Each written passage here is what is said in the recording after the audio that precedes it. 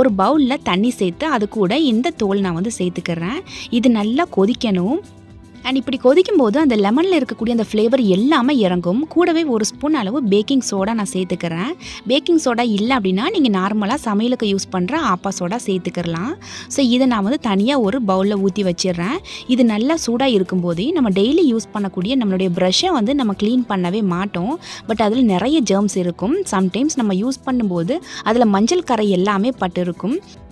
அதனால் இந்த தண்ணி உள்ளே பார்த்தீங்கன்னா நம்ம ப்ரஷ்ஷை லைட்டாக டிப் பண்ணி எடுத்துக்கலாம். அண்ட் இந்த பிளாஸ்டிக் வந்து மெல்ட் ஆயிரும் அப்படின்லாம் நீங்கள் யோசிக்க வேண்டிய அவசியம் இல்லை. நம்ம லைட்டாக டிப் பண்ணி தான் எடுக்கிறோம்.